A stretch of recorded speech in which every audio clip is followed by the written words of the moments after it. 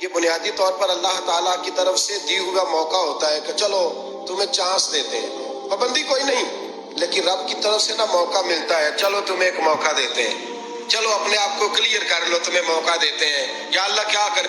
کچھ بھی نہیں، آگے نا سچے دل سے 2 رکعتیں پڑھ کے توبہ کرو، عرش کا مالک پچھلے ساری معاف کر دے۔ ان لوگوں کی باتوں پہ نہ جائیں جو بلا وجہ پریشان کرتے ہیں۔ لوگوں کو شب برات کا حوالہ بھی نہیں مل رہا، حالانکہ ترمذی شریف میں حدیث موجود ہے، سیاستہ کی روایت ہے ترمذی میں۔ جب پہلے کہتے ہیں سیاستہ سے دکھاؤ، جب سیاستہ سے مل گئی تو اب اور کدھر جانا ہے؟ اور ابن ماجہ میں موجود ہے مولا علی کی روایت، اور ذرا ترتیب دیکھیے گا، یہ ترمذی کی حدیث ہے، اور امام ترمذی نے تو پورا باب باندھا ہے 15ویں شعبان پر، پورا باب۔ اب تمہاری مرضی ہے اگر تم نہیں بات کو سمجھنا چاہتے، لیکن میں نے پہلے بھی کہا تھا، پھر کہتا ہوں، اگر ہمیں کوئی شخص کہتا ہے کہ شب برات کو اٹھ کے نفل نہ پڑھو، تو بھائی نفل ہم نے پڑھنے اللہ کی رضا کے لیے، ہمیں کسی بندے سے ڈگری لینے کی ضرورت نہیں، نہ تو ہمارے اور رب کے درمیان معاذ اللہ کو وسیلہ ہے کہ تو کہے گا تو پڑھیں گے، جب دل کرے گا پڑھیں گے، اور جتنے دل کرے گا پڑھیں گے۔ ہم تو نفل کہہ رہے ہیں اس کو، ہم نے کب کہا ہے ضروری ہے جو عشاء پڑھ کے سو جائے فجر تک سویا رہے، ہم اس کو گناہ گار نہیں کہہ رہے، لیکن یہ ضرور کہیں گے کہ گولڈن چانس مس کر دیا اس نے، چانس مس کیا ہے، یہ تو اللہ کی رحمت کا موقع تھا۔ حضرت سیدہ عائشہ صدیقہ رضی اللہ تعالیٰ عنہ ارشاد فرماتی ہیں کہ شعبان کی 15ویں رات تھی، یعنی شب برات کی رات، فرماتی ہیں شعبان کی 15ویں رات تھی، میں نے اچانک نظر ڈالی تو حضور میرے بستر میں تھے، پھر میری نظر پڑی تو حضور نہیں تھے، میرے دل میں گمان آیا، خیال آیا کہ شاید کسی اور زوجہ کی طرف حضور کا میلان تباہ ہو گیا ہو، وہاں تشریف لے گئے ہو۔ فرماتی میں اٹھی باہر گئی تو نبی کریم علیہ السلام جنت البقیع میں تھے، قریب ایک جگہ پہ حضور دعائیں مانگ رہے تھے۔ فرماتے میں گیا تو حضور فرمانے لگے، ابو بکر کی بیٹی تو نے کیا گمان کیا کہ اللہ کا رسول تیری حق تلفی کرے گا؟ عرض کی حضور آپ مالک ہیں، کہیں اور جانا چاہیں تو میری طرف سے پابندی نہیں۔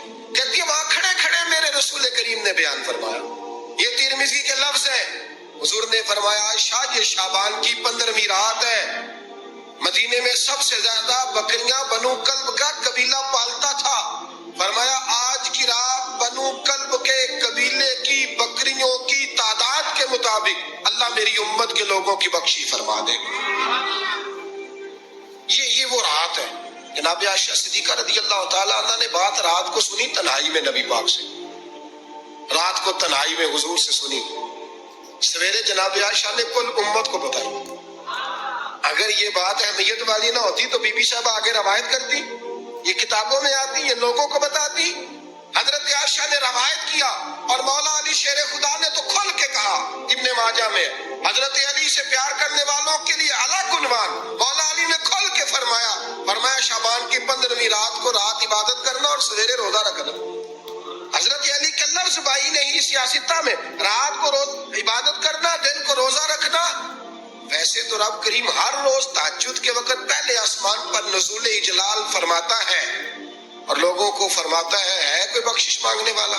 کیا انداز ہے! مولا علی شیر خدا حدیث روایت کرتے، رنگ کیا ہے؟ فرمایا باقی راتوں میں نا تھوڑا سا پیکج ہوتا ہے، تھوڑا سا آخری حصے میں رات کے، شب برات کو نا رات چڑھتے ہی اللہ پہلے آسمان پر جو اس کی شان کے لائق ہے نزول جلال فرماتا ہے، اور پہلا جملہ یہ فرماتا ہے کوئی معافی مانگنے والا؟ اللہ کرے آپ کو سمجھ آئے، یعنی معافی دینے والا کہہ رہا ہے چلو آؤ ادھر آؤ، ذرا معافی مانگو، میں معاف کرنے آیا ہوں، مانگو معافی۔ ہے کوئی معافی مانگنے والا؟ معاف کر دیں گے۔ اور آپ فرماتے ہیں ہے کوئی رزق مانگنے والا؟ وہ جو بڑی درخواستیں دیتے پھرتے ہیں نا مختلف اداروں میں، وہ ایک درخواست نا شب برات والی رات بھی دے۔ اور میں نہیں کہہ رہا، مولا علی شیر خدا فرما رہے، اور وہ خود نہیں فرما رہے، وہ نبی پاک کا فرمان نقل کر رہے ہیں، اور وہ رسول اللہ صلی اللہ علیہ وسلم کی بات نہیں بیان کر رہے، وہ کہتے ہیں رب فرماتا ہے کوئی روزی مانگنے والا؟ سارے سیٹھوں نوابوں جاگیرداروں کے پاس جا جا کے تھک گئے ہو، ایک دن میرے کہنے پر، ایک رات، ایک دیہڑی ذرا شب برات والی لگا کے تو دیکھو۔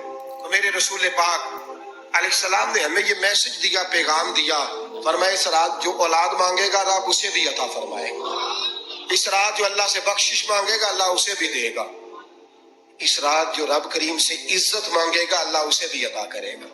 شارحین نے لکھا اس رات جو رب سے پردہ پوشی مانگے گا اللہ اسے پردہ پوشی بھی عطا کرے گا۔ جو جنت کا سوالی ہوگا رب اپنے فضل سے عطا فرمائے. کوشش فرمائے. 10 محرم کو ہمارے ہاں لوگ جاتے ہیں قبرستان. وہ کسی حدیث سے ثابت نہیں، میں منع نہیں کر رہا، جائیں 9 محرم کو جائیں، 10 کو جائیں، 11 کو جائیں، 8 کو جائیں، سفر میں جائیں، ربیع الاول میں جائیں، قبرستان میں جب بھی جائیں، منع نہیں ہے. لیکن شب برات والی رات تو خود رسول کریم گئے ہیں نا قبرستان. اب جو بات میں نے سمجھانی ہے اس کو سمجھیں. نبی پاک کی والدہ کا مزار نہیں ہے وہاں جنت البقیع میں. حضور کے کو بھائی بہن، حضور کیا کرنے گئے؟ امت کی بخشش کے لیے گئے. شب برات کی رات لالچی نہ بنے کہ صرف میں نے اپنے لیے روزی مانگنی ہے. کل امت کے لیے مانگے رب کریم سے. مانگے اپنے بھائی کے لیے، مانگے اپنی بہن کے لیے، مانگے اپنے بیٹے کے لیے، مانگے اپنی بیٹی کے لیے، مانگے